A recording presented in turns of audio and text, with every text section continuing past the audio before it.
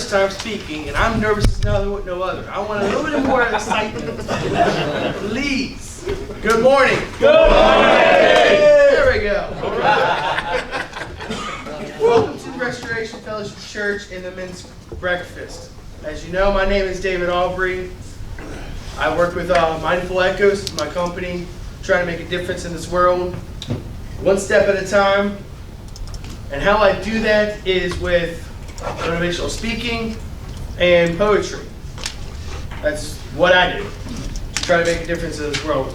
But the biggest thing as I do is I'm trying to live a legacy worth people looking up to. That's my biggest goal, is to have people looking up to my legacy. In front of you, you guys have some questions. We're not going to break up in groups. You guys can answer them as we go. If I miss something on those questions, by all means speak up, because I'm all over the place probably. The first question that we have is, who here knows where legacies are written? I'm going to take a few answers. In the mind. That's a good one. Anybody else? In relationship. What was it? In relationships? Yeah. That's a good one. Anybody else? In our daily lives. That's a good one too. The biggest places where legacy is written is the graveyard. Because you have no longer any control of your legacy. You can't take any more actions towards that. It is no longer in your hands once you go 6 feet under. Your second question is, I'm not going to take any answers this time. What will be your legacy? And for example, Pastor Jay, his legacy might be bring as many people to the Lord as possible. Mine is to help as many people as possible to live a more positive life. And for some, it could be as simple as be a good father, be a good husband. But like I said, the scariest part of your legacy, you can't write it. You cannot write your legacy. That's impossible. And I'll explain why later on. The benefit of thinking about your legacy, it keeps you motivated to your daily task, to how you live with your relationships, how you affect people. It also helps you to be your best, to look at your life and expect the best out of yourself. And finally, is to change the world. I have a video we're going to watch, and then we will continue on with the speech.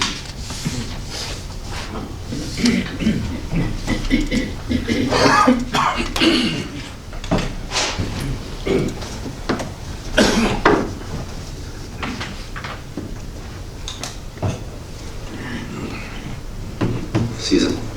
Tell me again, Maximus, why are we here? For the glory of the Empire, sire. Oh, yeah.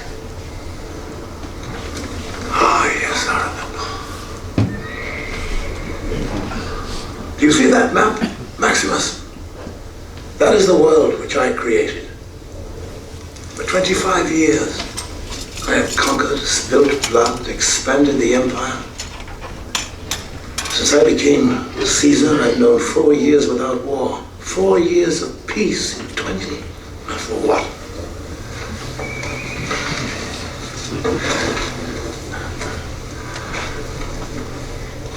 I brought the sword. Nothing more. Caesar, your life, please. Please don't call me that. Come. Please. Come sit. Let us talk together now. Very simply, as men. Well, Maximus, talk. I've seen much of the rest of the world. It is brutal and cruel and dark. Rome is the light. Yet you have never been there. You have not seen what it has become. I am dying, Maximus. When a man sees his end, he wants to know there was some purpose to his life. How will the world speak my name in years to come? Will I be known as the philosopher, the warrior, the tyrant? Or will I be the emperor who gave Rome back her true self?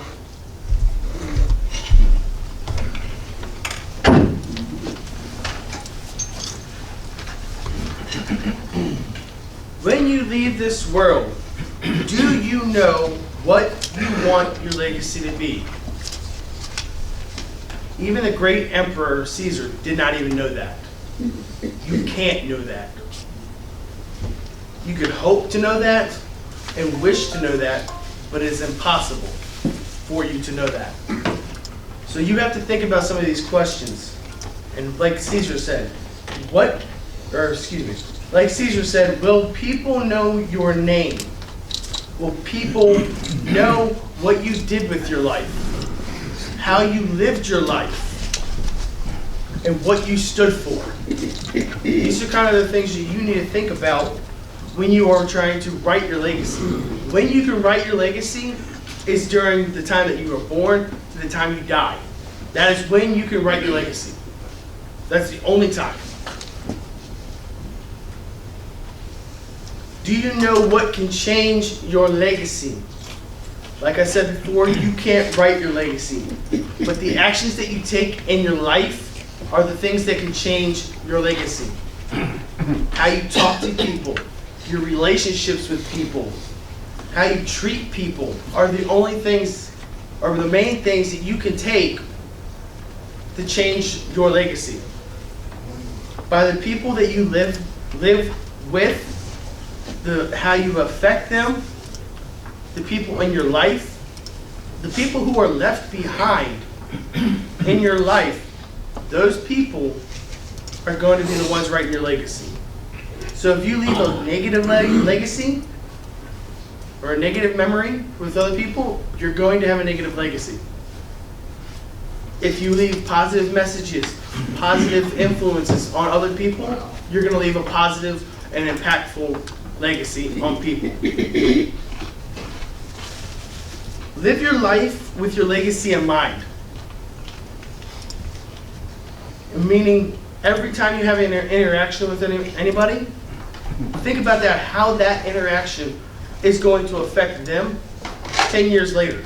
Can you have an impact on them at that moment? Live your life like it's your last day on earth. Because if it is last day on your earth, you can't write your legacy anymore. You have no more effect on it.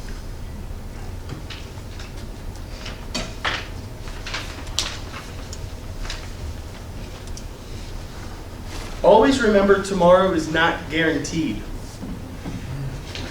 It ties in with live each day like it's your last. The better that you focus on that, the more you're going to make an influence and change people's lives.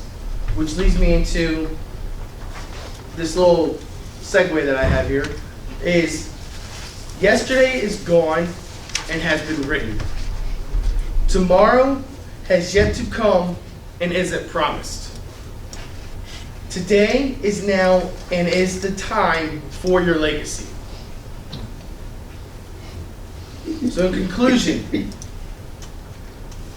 know what you want your legacy to be. Your actions your actions are the only thing that can write your legacy. And live today like your legacy will be sealed tomorrow.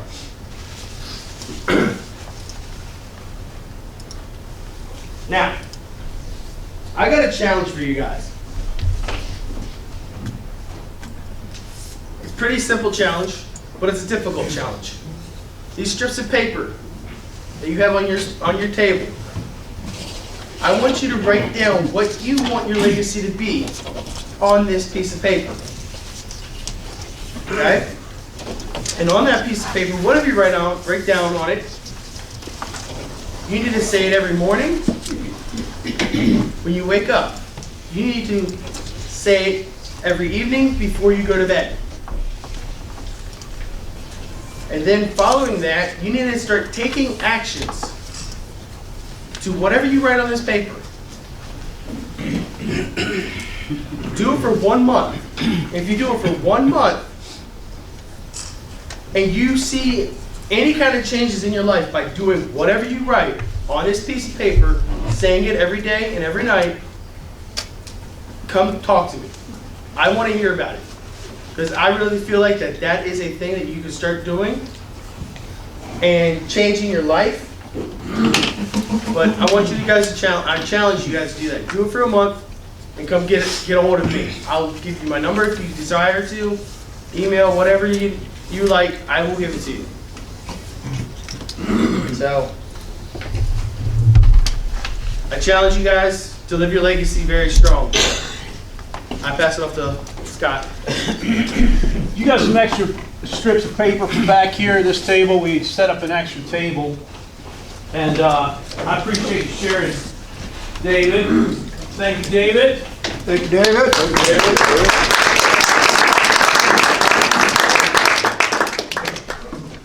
So as you take a few minutes to write down what you'd like your legacy to be, the question would be, does anybody, would anybody like to share? John. Speaking truth to the tyranny of big government. That's right. my legacy. Nothing everybody knows. I hear that every day. All right. Speaking truth to the tyranny of big government. It's a legacy. Somebody else. Yes, sir, Ed. Right, that's great. Fantastic. Somebody else. Yes, sir. Putting God in a positive light. Amen. God in a positive light. Anybody else? Be a godly husband and father. Wonderful. To be a better witness for Christ. Absolutely. Yes, Will.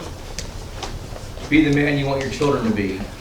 Live life to the fullest. Love everyone as God does, but your wife as if there is no other woman on the planet. Wonderful. What else?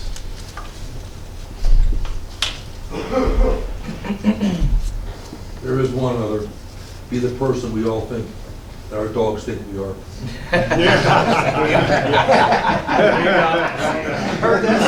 You need to get a job at Hallmark, man. That's wonderful. Thank you. Anybody else? You know, I would like to see my children find Christ, and I would like to leave them, I'd like to get them debt-free, so they have no worries. Amen. One thing that I would say about, yeah, Sam, go ahead. I just like the people that I know through my life walk the walk. That's not the easiest way, but walk the walk I have instead of the talk. You got to walk it, and you got to live it. You got to live the walk. And you know what I'm trying to say. You know, it's just not as easy as you think it is. If you're in some kind of addiction or whatever it is, if you want it, you got to come and get it, and ask the Lord to help you and follow me, because I've been trying to set an example for 30-some years now, helping people with anything like that, and they can't see me at a 7-Eleven carrying out a 6-pack. You know, I got to live the life that I'm testifying that I am, and you got to live that way. If not, you know, that's not much of a testimony in living behind, you know, because people will say, well, you know, he said he was a Christian, he said he was a good trainer in AA or whatever it was, but you know, I used to hear him cuss, I used to hear him do this and that. You got to live it. You just can't talk it. Somebody else? Stay positive and kind to people and speak with wisdom the word of the Lord. Good. Terry? I had mine listed as priorities. God first, wife is next, family, sharing the gospel. The priority. A lot of times we can go into missions excuse me, do a lot of things for the Lord. Your family is, I've heard some testimonies of some tremendous families. You know, he loved everybody else, but he didn't love his family. You know, I don't want it to be that way. I want the right priorities to follow them. It's good. What I like to do is take a few minutes, and the thing that I believe with what's been shared is that as people have communicated what they would like their legacy to be, hopefully all of us will give it some thought, write it down. But I'd like you to kind of articulate it with each other around the table, but then also how can you help each other? It is easy to get off course, right? If I start flying in an airplane and I'm in California and I'm 1 degree off, and my destination is New York City, if I'm 1 degree off, by the time I put in 5 hours, I might be in Florida. So, or up in Canada. So, you know, it's easy to get off track. It is easy. And I think that's the reason why I think these times as men coming together, you know, Sam, for sure, you would be a first to say in helping to keep your sobriety, right? It's been other people in your life. It helps me when I'm helping somebody. Exactly. You know. But initially, you were being helped by people. Yeah, and then you begin to help other people. And that's why, like, as men, you know, some of us are older than others. And that's why I really am prayerfully asking the Lord to bring young people into this church. Yeah. But my prayer is that, I wasn't looking over here yet. And my prayer is, though, that some of these younger guys will be mentored by some of the older guys. That we will take it upon ourselves to say, hey man, you know, because there's some of you in this room that you've got young kids, and man, it goes quick. Guys used to tell me that all the time. Oh, it goes quick, goes quick. You have no idea how quick it is. Yeah. And then right now, like for instance, for me, the hardest parenting stage of my life is right now. There you go. Because I don't know where I fit with my kids. My kids are independent, they're doing great, thank God, thank the Lord, but I don't know, where do I fit now? Well, I would love some guys to tell me, hey, this is what worked for me, this is what didn't work for me, you know, this is where I kind of messed up or blew it, and you can learn from that. You know, some of the greatest things we can share with each other is our weaknesses, where we blew it. And so just take like maybe 5 minutes, just kind of talk about how you can help each other in achieving the legacy that you've written down. Or if you haven't written one down yet, hey, how can we help you? What are some of the things that are important to you? So let's take about 5-10 minutes and just talk around your tables, and then we'll come back, okay?